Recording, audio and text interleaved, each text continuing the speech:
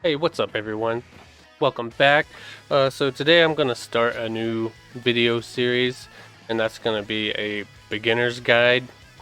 It's going to be broken up into parts for Dokkan. So I think right now I'm using my wife's account. She's only rank 85, which to me that's still pretty low. Like right now it's real easy to get above 50 with the quadruple quest experience. So I'm going to use her account as a, I guess, starting point to show what people should do. So, yeah, this is gonna definitely be just for beginners, returning players, what they should do going forward, free to play units they should farm right away, etc. And I am gonna break it up like how to awaken units, Baba Shop. Gonna go into that breakdown of that. What you should be using your stamina on, about the Prime Battle LRs, a lot of things. I'm just going to be broken up into a bunch of different videos, but this is going to be the first video. And what I want to talk about in this video is, so for new players, you really got to understand that this game, I know you might watch other YouTube videos or see these awesome accounts with all these great units, but you gotta understand something about this game. It is a gacha game, unfortunately, but I guess it's part of the thrill of playing it. This game is not a sprint, it is not a race, it's a marathon. It's gonna take you time of playing. It'll take you time to get good units, time to build up, so as you're doing that, I'm gonna give you some tips, things to do, which also will grind you out some good dragon stones and it'll get your rank up there as you're going forward. Because I started playing this game, I haven't even played the entire time this game has been up.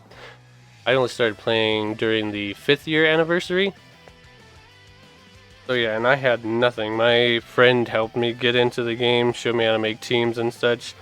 So really, just take your time. Don't get burned out. You're not going to have a lot of stamina to do a lot of things early in the game. If anything, what I would recommend doing first is, right now, I would recommend doing the story mode, just the base Dokkan story mode. And my wife, she was working on that, but you can literally do all the difficulties with a starting all SSR team, because you're probably going to get some SSRs doing your first summons when you start your new account.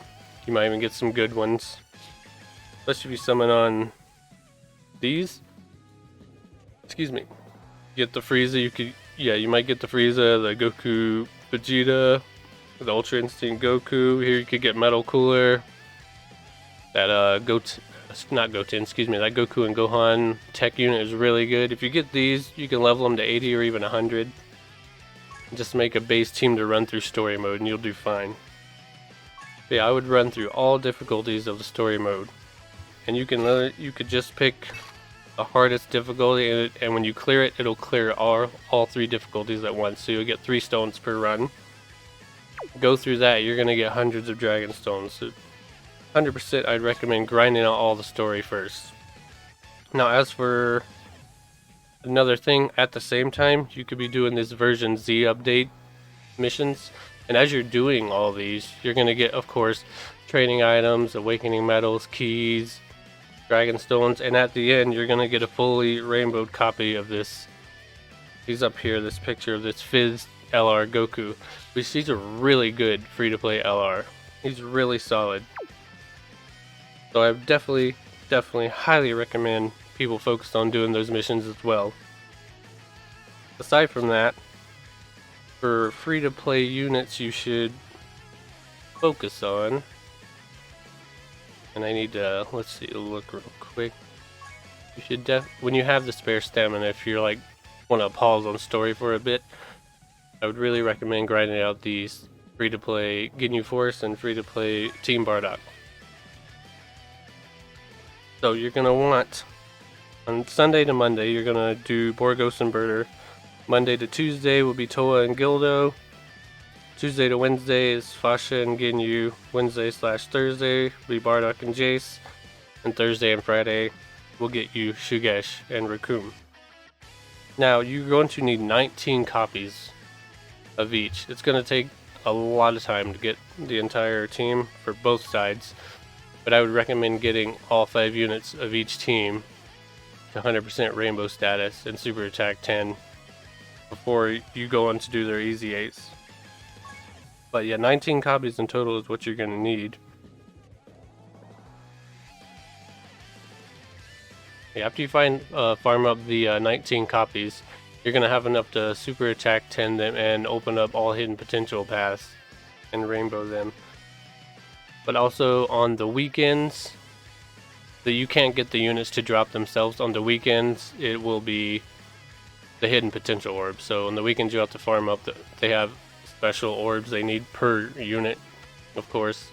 But yeah, you're going to need certain hidden potential orbs that you can only get on the weekends. I think you'll get some. It's been a while since I've done these, but I think you'll get a few while doing these on their special day.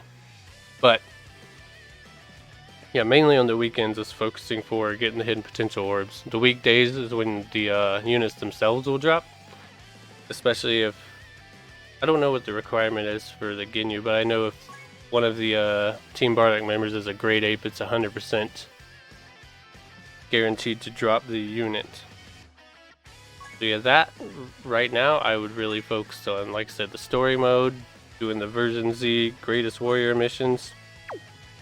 Also while farming up the free-to-play Ginyu Force team and Team Bardock. And the reason why I say it, I might have already said that, but yeah, the 19 copies to super attack them and open up their hidden potential paths. And the other 5 copies is going to be for their easy A's, which is going to be, I'll talk about in another video. So yeah, so that's going to get you started. And also, once you get them even at 120 and fully awakened and rainbowed, you'll be able to start to be able to clear the Dokkan events to be able to get Dokkan Awakening medals for your summonable units. So if you, for example, let's just go to this guy. If you pulled these guys and you want to awaken them, you'll be able to go right to their event. Yeah, and you'll be able to plow out these missions or these events, excuse me. Get those medals and LR them. Because with the Team Bardock and the Ginyu Force team, you can pretty much take everything in the game outside of like Red Zone. I think Red Zone might be it, because I know they can do Infinite Dragon Ball History easily.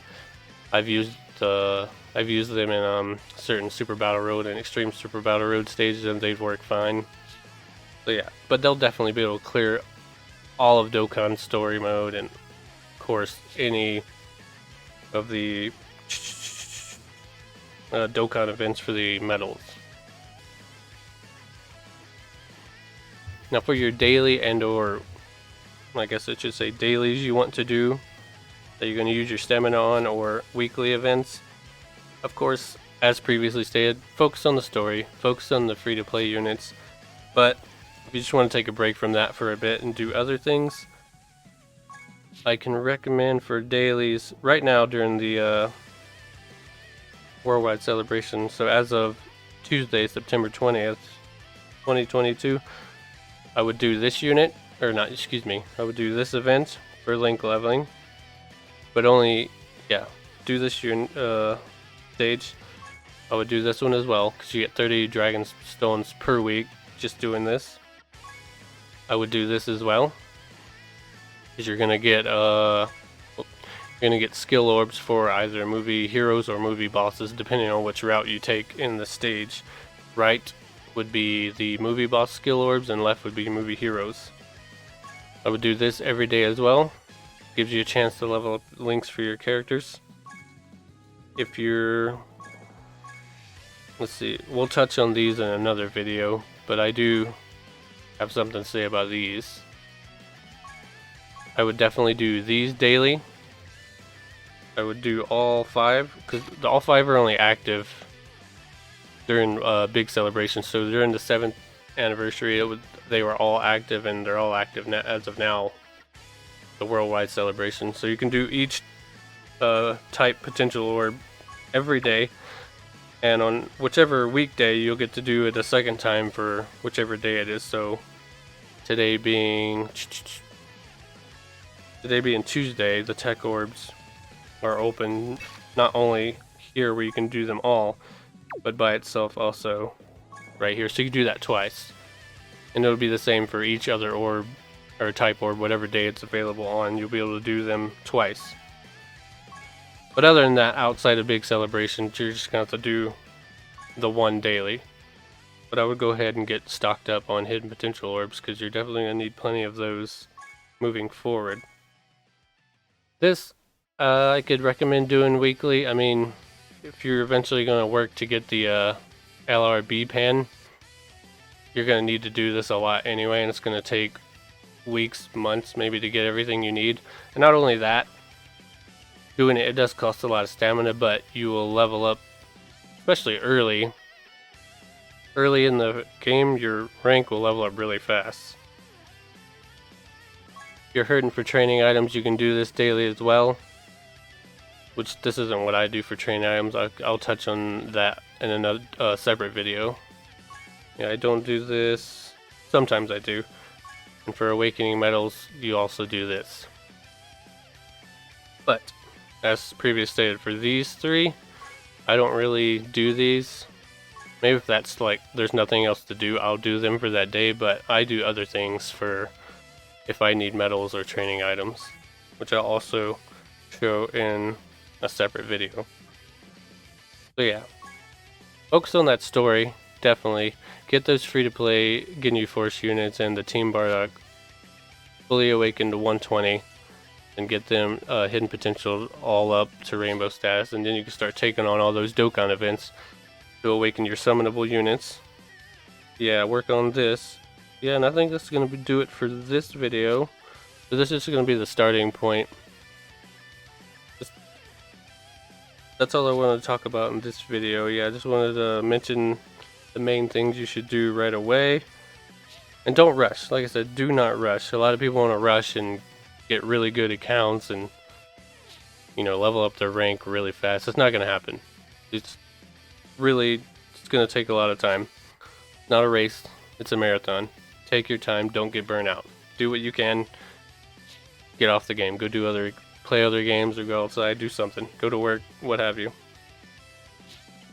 But yeah, that's all I'm going to talk about on this side in this video. In the next video, I'm going to be talking about, let's see, I'll probably do Awakening Medals next, or what to do with the Baba Shop, or Easy A's. I don't know which order I'm going to do them, but yeah, like I said, it's going to be a series of a beginner guides for new players, maybe returning players who may have forgotten as well. But yeah, appreciate you guys watching. Thanks as always, and have a good one.